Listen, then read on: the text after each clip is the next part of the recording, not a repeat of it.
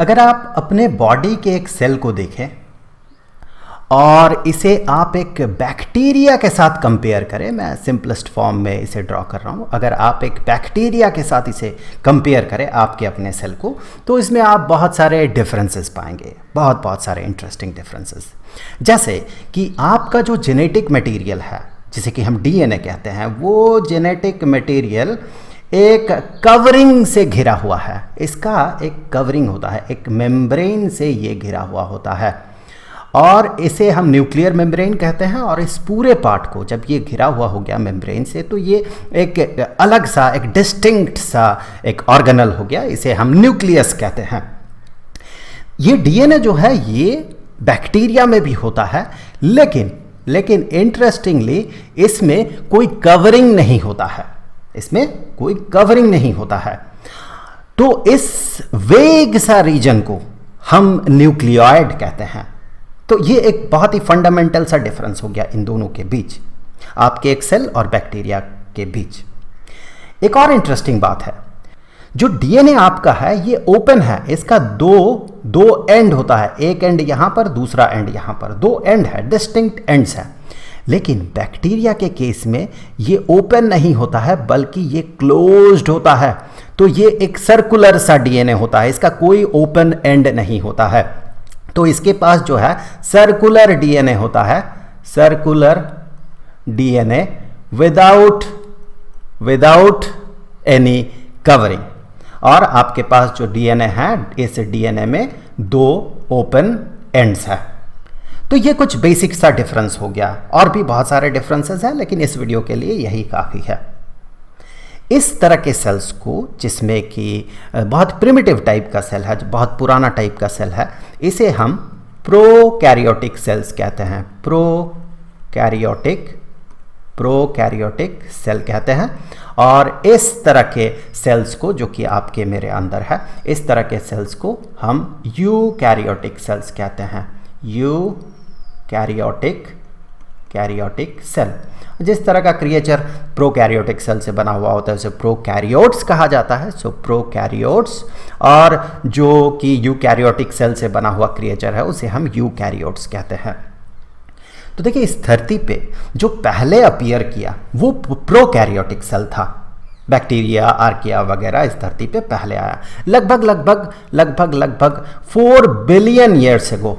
4 billion years ago, लगभग 400 करोड़ साल पहले। क्योंकि ये बहुत प्रिमिटिव सा है, बहुत ही आदि सा, पुराना सा, बहुत ही सिंपल सा फॉर्म है लाइफ का। ये पहले आया धरती पे। यूकैरियोटिक सेल का ट्रेस मिलता है nearly 1.85 billion years ago. 1.85 billion years ago, लगभग 185 करोड़ साल। चूंकि प्रोकैरियोटिक सेल्स पुराना है, पहले अपीयर किया है इस धरती पे, यूकैरियोटिक सेल बाद में आया है, तो लोग ये अंदाज़ा लगाते रहे हैं कि ये जो यूकैरियोटिक सेल्स है ये प्रोकैरियोटिक सेल से ही आया हुआ है। समहाउ प्रोकैरियोटिक सेल ही यूकैरियोटिक सेल का जन्मदाता है। लेकिन सवाल आता है, फिर कैसे, क्या हुआ होगा कि एक प्रोकैरियोटिक सेल से यूकैरियोटिक सेल में कन्वर्जन हुआ? तो इसका जवाब मिलता है लिन मर्गुलिस के थ्योरी से। लिन मर्गुलिस ये कहते हैं कि पहले एक समय कुछ ऐसा हुआ होगा कि एक बैक्टीरिया को एक दूसरा बैक्टीरिया, एक दूसरा क्रिएचर निगल लिया होगा, इसे ये एनगल्फ कर लिया होगा, खा गया होगा। इसके बाद क्या हुआ होगा कि ये दोनों सेल्स सिम्बायोसिस में आ गया। ये बड़ा वाला सेल जो कि इसे निगल लिया, और इसके अंदर ये छोटा वाला सेल जिसे कि निगला गया, ये दोनों सिम्बायोसिस में आ गया। मतलब ये इसे बेनिफिट पहुंचाने लगा और ये इसे बेनिफिट पहुंचाने लगा, तो इसी को हम सिम्बायोसिस कहते हैं। और चूंकि एक ने दूसरे को निगल लिया, अपने अंदर ले लिया, तो इस तरह के सिम्बायोसिस को एंडो सिम्बायोसिस कहा जाता है। एंडो मतलब अंदर, सो एंडो सिम्बायोसिस। तो एंडो सिम्बायोसिस कभी हुआ होगा इस पीरियड में, इस दौरान एंडोसिम्बायोसिस कभी हुआ होगा तो एक बैक्टीरिया के अंदर दूसरा बैक्टीरिया आ गया, जिससे कि ये एक कॉम्प्लेक्स सा फॉर्म ले लिया और एक दूसरे को ये हेल्प करने लगा। ये तो ठीक है, ये एक थ्योरी है, ठीक है, चलिए, लेकिन इसका कोई एविडेंस, क्या इसका कोई एविडेंस है, कोई प्रूफ हम जिसे कह सकते हैं, ऐसा कुछ है? बिल्कुल है, आपके मेरे सेल के अंदर ही वो प्रूफ छुपा हुआ है। कैसा प्रूफ? चलिए, अगर आप अपने सेल में देखें तो बहुत सारे सेल ऑर्गेनल्स होंगे, बहुत सारे। चलिए मैं यहाँ पर न्यूक्लियस ड्रॉ कर लेता हूँ। बहुत सारे सेल ऑर्गेनल्स होंगे, उनमें से एक सेल ऑर्गेनल है जिसे कि माइटोकॉन्ड्रिया कहा जाता है। ये माइटोकॉन्ड्रिया, इसका एक बहुत अच्छा एविडेंस है कि कभी एक बैक्टीरिया ने दूसरे बैक्टीरिया को निगला होगा। कैसा एविडेंस है? चलिए देखते हैं। माइटोकॉन्ड्रिया को अगर गौर से देखा जाए तो माइटोकॉन्ड्रिया में अपना एक कवरिंग होता है, अपना इसका एक मेम्ब्रेन होता है, आउटर मेम्ब्रेन होता है। इसे अगर आप बैक्टीरिया से कंपेयर करें तो बहुत बहुत सारे सिमिलैरिटीज मिलेगा। चलिए मैं तो पहले यहां पर लिख दूं, this is mitochondria, this is mitochondria, और ये जो है ये एक बैक्टीरिया है, दिस इज वन बैक्टीरिया। सो मैं बैक्टीरियम लिख रहा हूँ सिंगुलर फॉर्म में। तो इसके साथ, एक बैक्टीरिया के साथ माइटोकॉन्ड्रिया का बहुत सारा सिमिलैरिटीज़ है।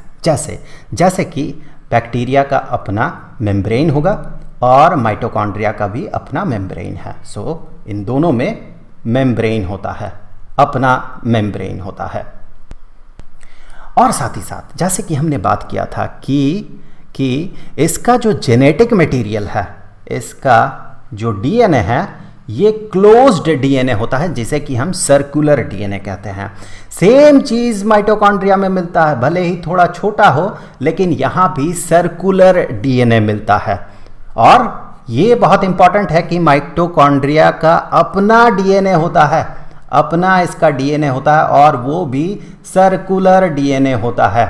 जो सेल का अपना डीएनए जो कि न्यूक्लियस के अंदर है, न्यूक्लियस के अंदर भी डीएनए है, वो तो है ही।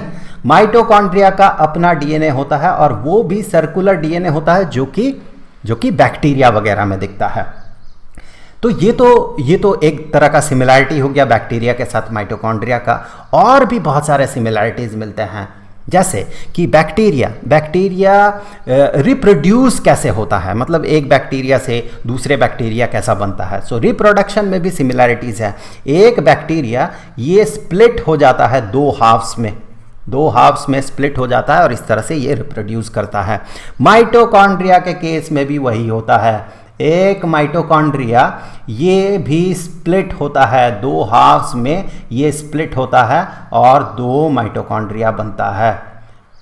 I am sorry for the drawing, इतना बुरा ड्राइंग करने के लिए। सो रिप्रोडक्शन में भी इन दोनों का बहुत सारा सिमिलैरिटी है कि बैक्टीरिया भी स्प्लिट करके दो पार्ट में टूटता है और माइटोकॉन्ड्रिया भी इसी तरह से स्प्लिट होके ही रिप्रोड्यूस करता है। तो इस तरह का सिमिलैरिटीज़ से हम ये अंदाज़ा लगा सकते हैं कि ये जो पार्ट है, माइटोकॉन्ड्रिया जो पार्ट है, ये कभी ना कभी इसे बाहर से एनगल्फ किया होगा। और एनगल्फ करने से पहले, ये एनगल्फ्ड होने से पहले इसका अपना इंडिपेंडेंट एग्जिस्टेंस था। बैक्टीरिया का जैसा इंडिपेंडेंट एग्जिस्टेंस है, इसका भी अपना इंडिपेंडेंट एग्जिस्टेंस था। जब इसे एनगल्फ कर लिया गया तो ये सेल के साथ, होस्ट सेल के साथ सिम्बायोसिस में आ गया। आज स्थिति ऐसा है कि इतना ज़्यादा सिम्बायोसिस में है ये कि अगर एक माइटोकॉन्ड्रिया को बाहर निकाल दे तो ऐसा आपको लग सकता है कि ये चूंकि पहले इंडिपेंडेंट था तो अब भी आज भी इंडिपेंडेंट होगा, इंडिपेंडेंटली एग्जिस्ट कर पाएगा। ऐसा नहीं है, आज नहीं कर पाएगा। क्यों? क्योंकि ये दोनों, होस्ट सेल और माइटोकॉन्ड्रिया, ये दोनों सिम्बायोसिस में आ गया। बहुत सारा ऐसा प्रोटीन जो कि इस माइटोकॉन्ड्रिया को एग्जिस्टेंस के लिए ज़रूरी है, वो प्रोटीन ये क्रिएट नहीं कर पाता, वो होस्ट सेल ही इसे प्रोवाइड करता है। तब जाके ये माइटोकॉन्ड्रिया जो है ये जिंदा है। इसका जो अपना जीनोम है, इसमें जो होस्ट सेल का जीनोम का बहुत सारा इफेक्ट है और इसने भी होस्ट सेल पे बहुत ज़्यादा इफेक्ट डाला है। तो इसीलिए आज इतना सिम्बायोसिस में है ये कि इनको अलग अलग नहीं किया जा सकता है। लेकिन इसका जो बेसिक फीचर है, फंडामेंटल बेसिक जो फीचर्स हैं वो फीचर बैक्टीरिया के साथ काफ़ी मिलता जुलता है। इसीलिए ये अंदाज़ा लगाया गया कि कभी ना कभी इसे बाहर से एनगल्फ किया गया होगा, और जिससे पहले कि ये इंडिपेंडेंटली एग्जिस्ट कर रहा था। लेकिन ये जो एनगल्फ करना है, क्या सही में ऐसा होता है? बिल्कुल। इसका एक्सपेरिमेंट भी एग्जिस्ट करता है।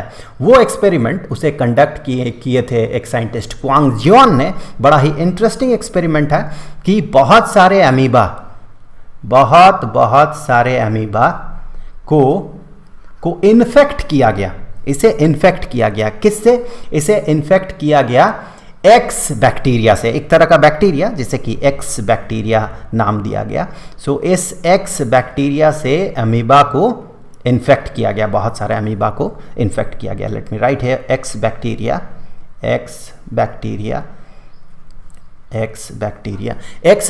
से इन्फेक्ट किया गया, तो सभी इन्फेक्ट हो गए, सभी अमीबा इन्फेक्टेड हो गए।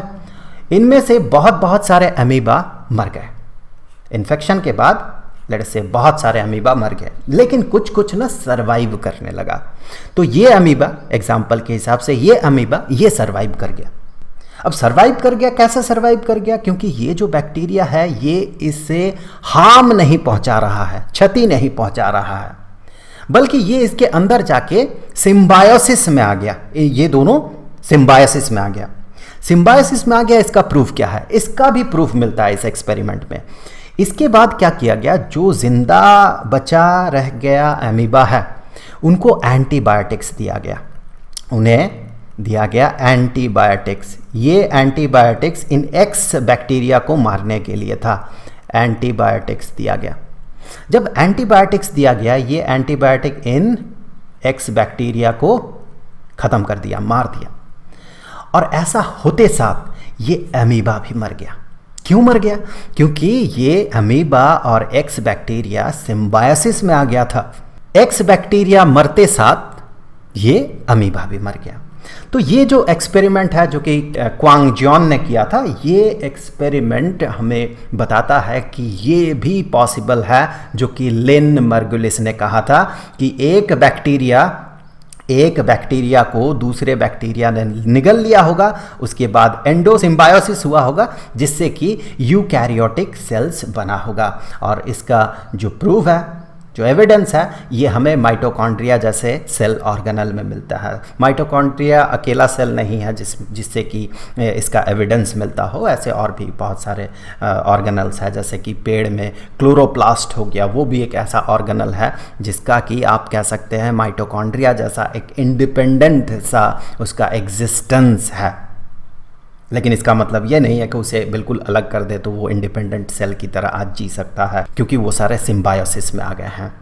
तो इस तरह से हम ये समझ सकते हैं कि how prokaryotic cells give birth to eukaryotic cells. तो मुझे उम्मीद है कि ये वीडियो आपके लिए हेल्पफुल रहा होगा। अब अगले वीडियो का लिंक आपको यहाँ पर स्क्रीन पे मिल जाएगा। अब जाते जाते मैं आपको बता दूँ कि इस पूरे चैप्टर का, दैट मीन बायोलॉजी स्टैंडर्ड 9 के लिए बायोलॉजी का chapter the fundamental unit of life के सारे वीडियोज़ का जो प्लेलिस्ट है उसका लिंक आपको नीचे डिस्क्रिप्शन में मिल जाएगा। तो आई होप कि अगले वीडियो में फिर मुलाकात होगी। तो मिलेंगे आपसे अगले वीडियो में, तब तक के लिए खुश रहें। Good bye.